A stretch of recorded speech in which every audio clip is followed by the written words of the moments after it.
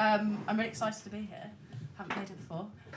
If we haven't met before, my name is Sansha. It's not my real name, obviously. It's the name that my mum wanted to call me before I was born, but she didn't. Fucking pussy hole. But when I started making music, I thought I'd give myself a stage name. I like to explain that because I'm obviously not a Japanese town. It gets confusing. But because it's Valentine's week, I thought I'd do a set that's completely about boys lol. The first song that I'm going to do is about a boy that I know really well, actually, because he is my dad.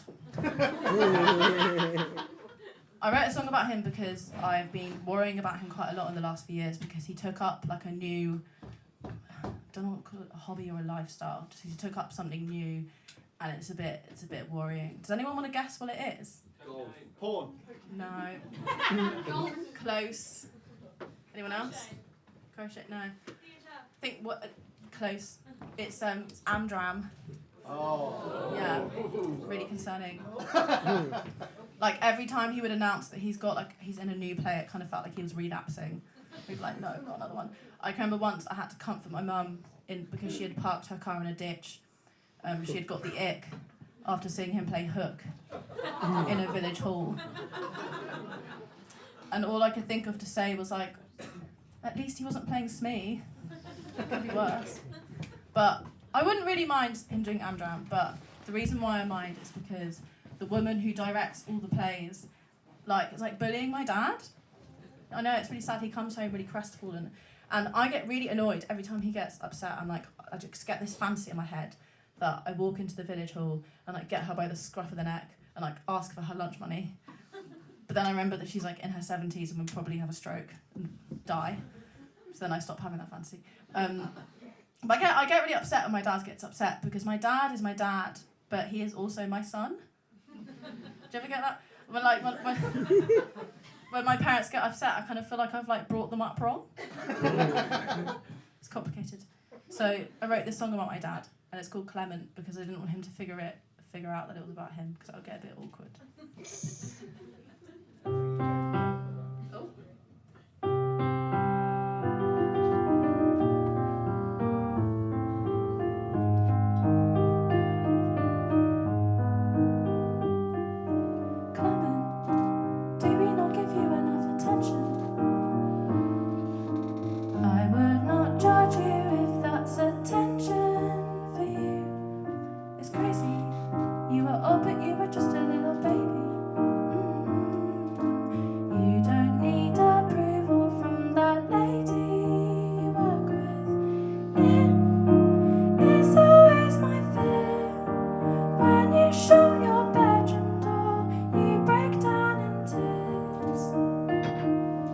Wish your life was a tin birds and skin, fix it all stitch by stitch, and be done with it.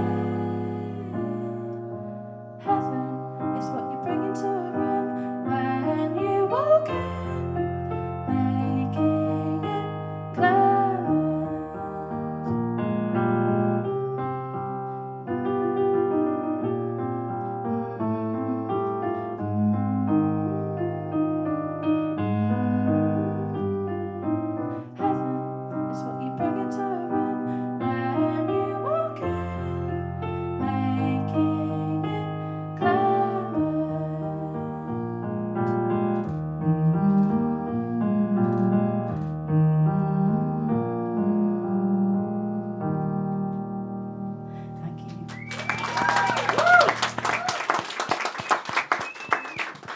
So I'm just looking at my phone because my set list is on there, and also because I'm texting boys, obviously.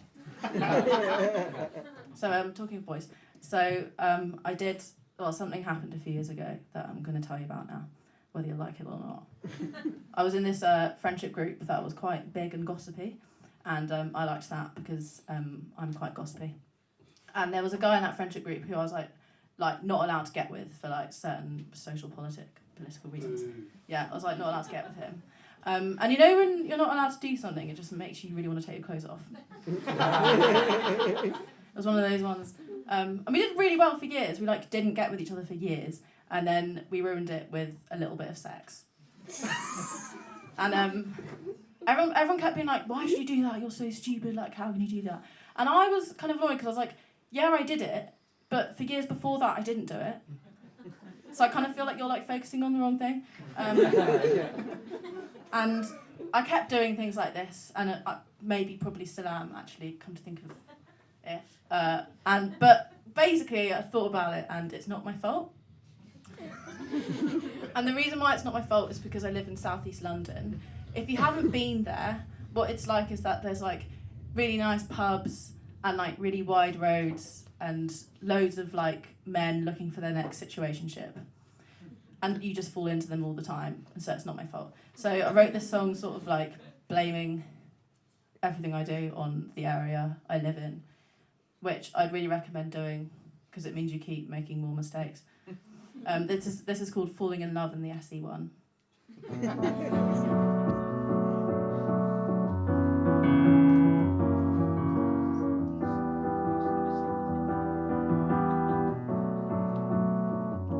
What if I love you? What if I do? When you are about, there could be 10 people around and just see you. What if it's magic? What if it's flames? What if it grows like a big disease and then never goes away?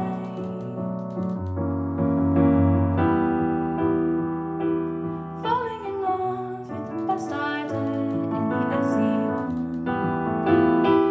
We know about the drama, don't want that fear, we just want the fun. We know what to do, put it on with a seal, and then we run. This has been brewing for years, but it will all end in tears. What have we done?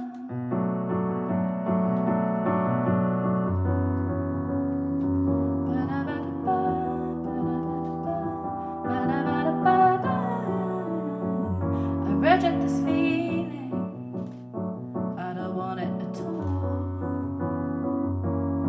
'Cause I know you get a certain schadenfreude out of watching me fall. Cruel. Falling in love with the best idea in the SE1. We know about the drama, don't want that fear, we just want the fun.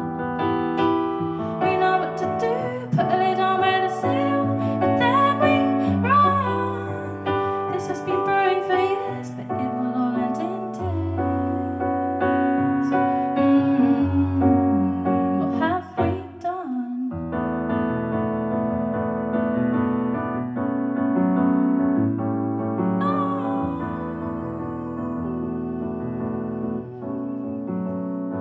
When you look at my face, pretend you don't know. I felt something for you, but I won't let it show.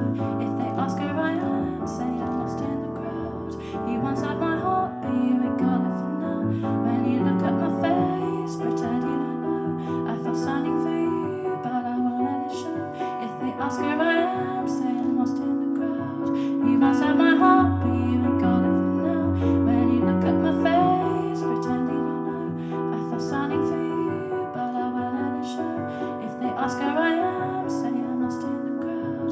You once had my heart, but you ain't got it for now. Thank you.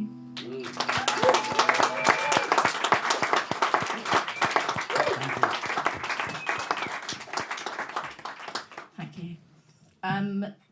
So I've been going through quite a lot in the last few years. Something that's been happening is that I've been getting a lot of threats. Yeah, I've been receiving a lot of threats from my friends. My friends keep threatening to get engaged to their boyfriends. And that's quite rough for me because I'm single. What? That's crazy. Who said that? That's really inappropriate. But I actually panicked like a year and a half ago and did the crazy thing, and I went on L'Orange. I don't like calling it Hinge because I want to feel cultured. So I call it L'Orange. You all thought I had like a French mum then, didn't you? She's got a past. But I went on L'Orange and I started dating someone, and at first it was really good. The first date was great because we went to a pub, so we got really drunk, so I didn't really know what was going on.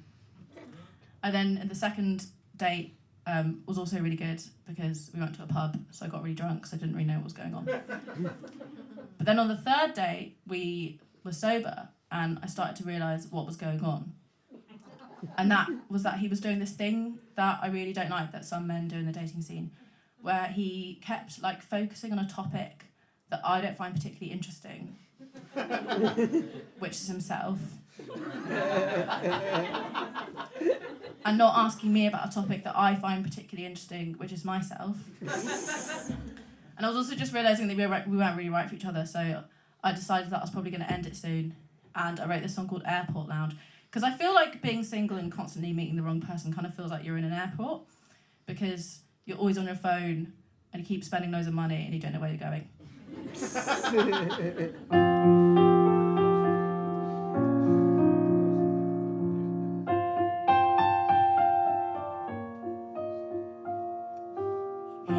thinks it's going really well.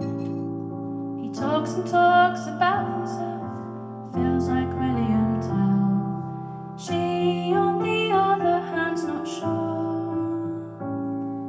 She sees a man unraveling that wasn't there before. Don't run away yet, give the guy a chance. But Annie's got her gun, standing in a ranch. All she wants for Christmas is something that will make her stick her heels in the ground. But she's in an airport lounge. She's in an airport lounge again.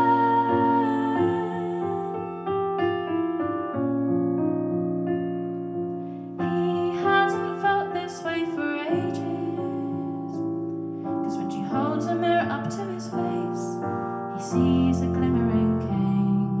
But it's always at this stage she sees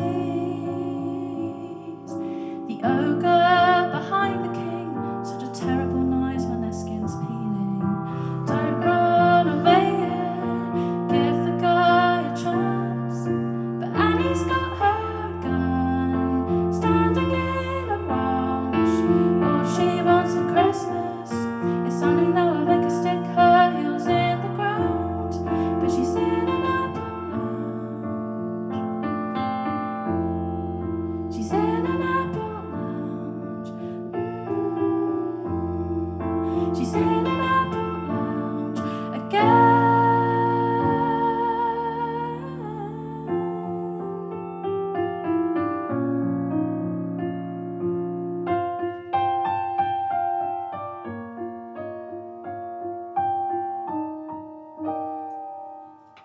Thanks.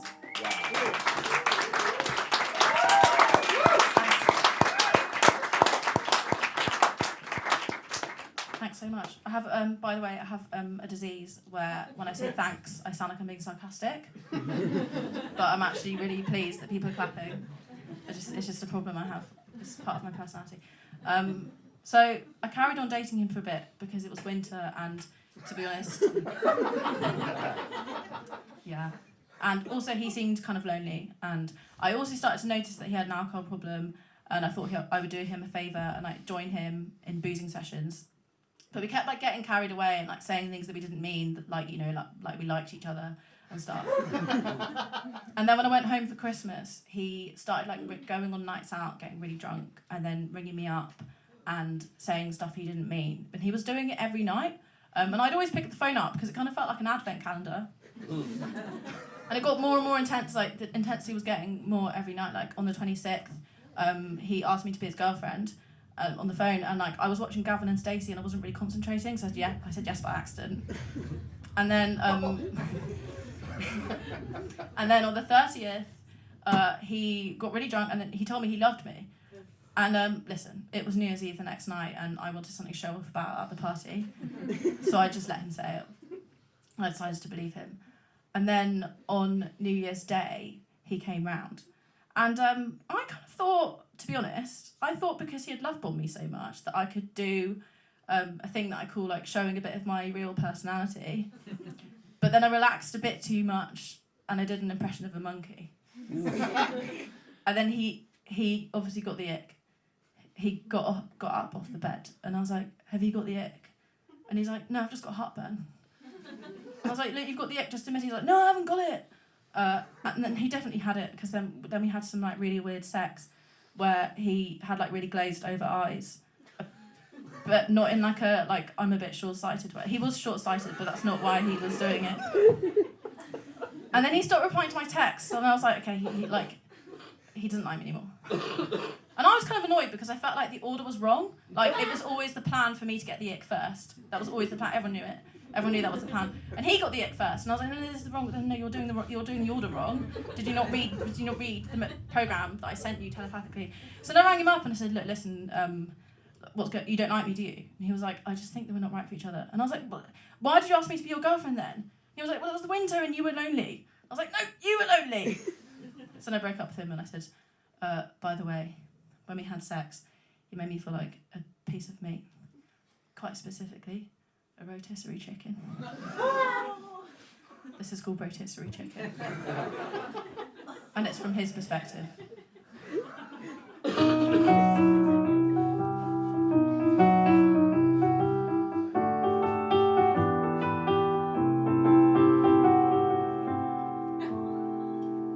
I preferred it when she was just data. My mouth is dry, I wanna swap with the waiter. She's zoning out whenever I am talking. I think she's realised I'm really boring. I'm lost in life and I cannot cope. I wanna grab onto her coloured coat. Escape in a cartoon kaleidoscope. When she talks she becomes real, so I wanna grab her by the throat. This is how it goes. I can't chew what I've bitten, so I'll take her home and stare at the ceiling while I throw her around like she's a rotisserie chicken. It's getting worse, she wants to get to know me, but there's nothing under my shirt and beanie. There's so much to her and I feel teeny. It's so much easier watching TV. I'll tell her I love her just to feel great. Hope she says it back as my people so late.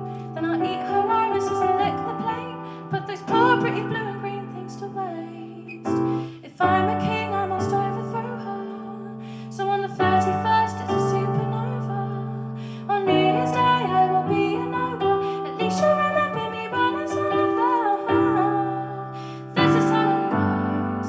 I can't chew what I've bitten, so I'll take her home and stare at the ceiling while I throw her around like she's a rotisserie chicken.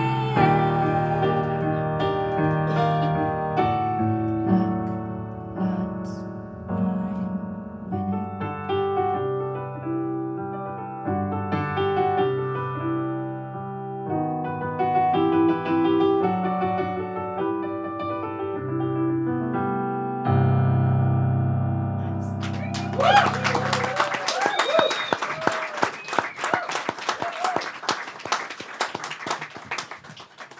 Thank you. So I'm going to switch it up now. This song is from the perspective of a horse who the horse knows it's a real horse, but someone's bought the horse thinking it's a rocking horse. Okay? Cool.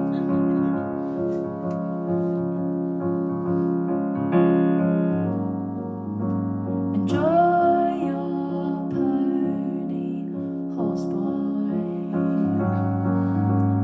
You thought I was a toy. Kept touching me with glazed over eyes. Then you realised I was real, it was such a surprise. Thought about taking me back to Worcester, but I was making you pasta.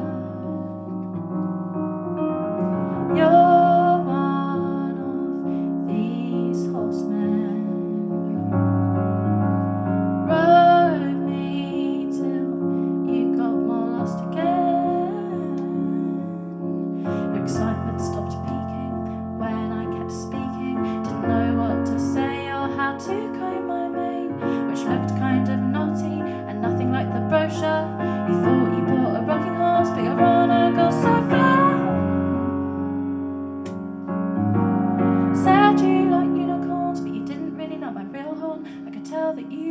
'cause it's stuck on my head and I've had it since I was born. Said it like a cold on the cob as a pasta burned on the hob. So I kicked you back out into the fog, and you moaned only 'cause you hate your job. Then off you rose into the blue,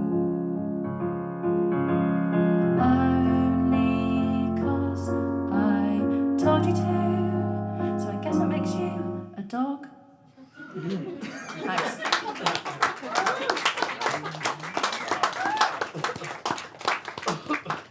Thank you. I felt like some of you didn't clap then. You got nervous? It's okay. You're doing it really well. Thanks. This next one is about another boy I know really well, who's my brother. And we've had quite a complicated time knowing each other, I guess, because we're extremely related. And we used to argue quite a lot, but now we don't do that anymore. But so I have quite a lot of feelings about him. It's quite a mixed bag. But I recently saw some VHS footage of him when he was younger, and I felt like he had kind of a different upbringing to me, even though we were grew up together. You know how it is. But we had a different time, and I kind of thought that I think it's a shame that how unhelpful you are when you're a teenager. You don't really, no one's helpful, are you? You're all just just shouting it, you look fucking shit in that.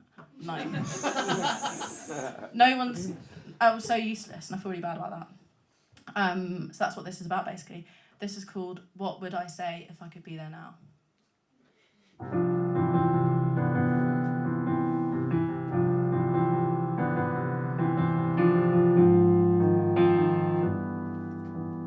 You were only 17 when you burnt that tree down in the garden. You were such a little shit. I wasn't much better though. Promised to behave, but I was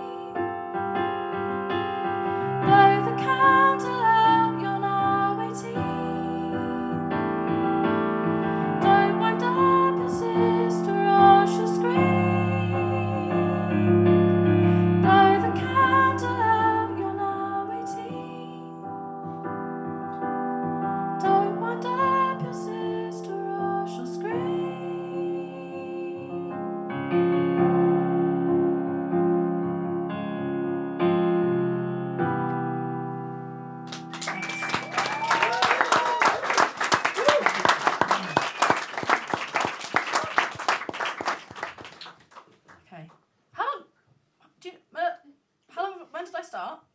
Anyone? 22, is that right? Okay, cool. Okay, nice.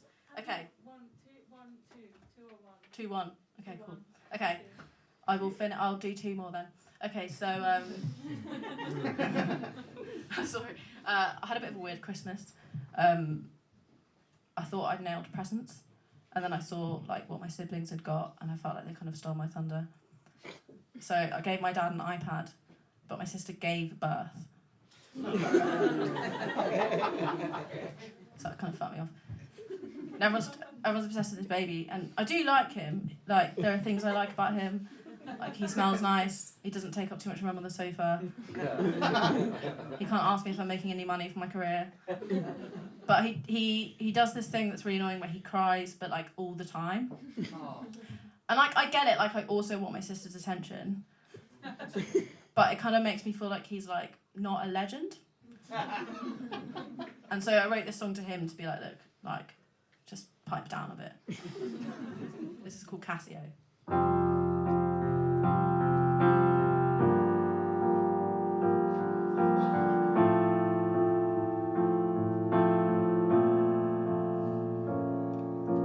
You were born on the 22nd, crying like you came from hell, but it was heaven. Gave December a special touch. Didn't know my sister liked Christmas that much. Stripped my presents of all my worth, 'cause yeah, I gave my dad an iPad, but my sister gave birth. Looked a bit like an alien after, still not really sure if my brother-in-law is the father. I'm so happy that you made it. Had me anxious for the whole of the winter. Got me sailing in the edge of my sea. Got an uncle and an auntie and grandparents too. Your cousin can't say your name yet, but he's the glue that holds us together, and so will you. So Casio,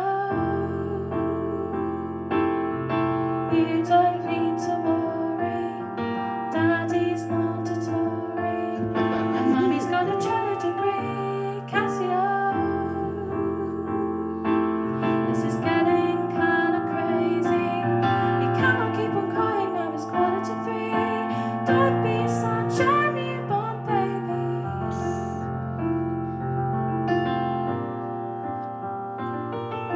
You cannot keep on crying, now it's 2:45. Don't be such a newborn baby.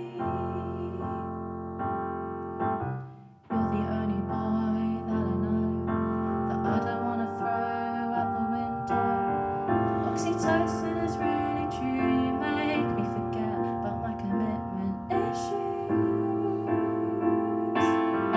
I'm so happy that you made it. I remember when you were just a tummy rub. It's crazy what the human body does. Got plenty of people to take you to the zoo.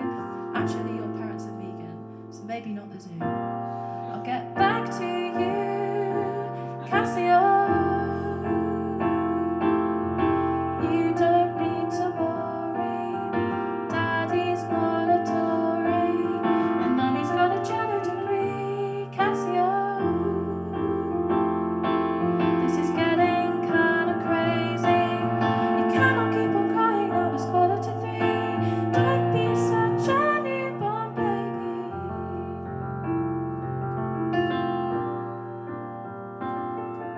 You cannot keep on crying, now it's 2:45. Don't be such a newborn baby.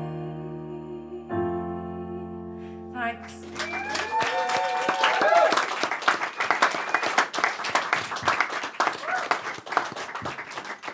Thank you so much for having me. I've had so much fun.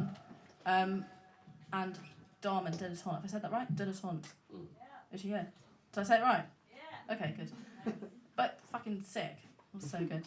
But yeah, thank you for having me.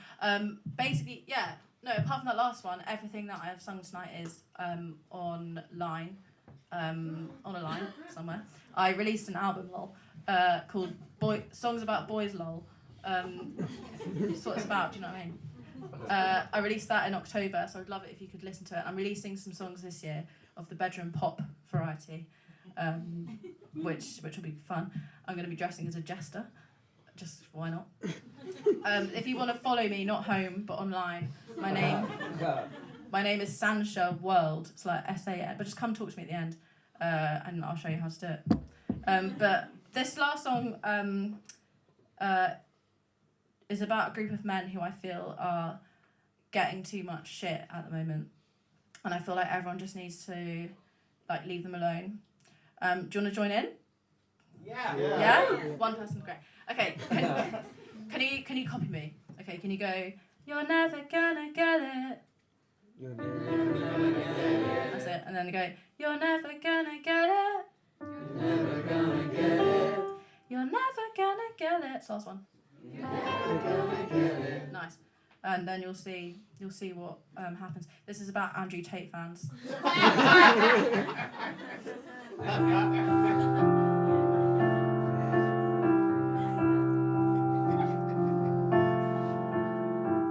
You want a job, but woman has it.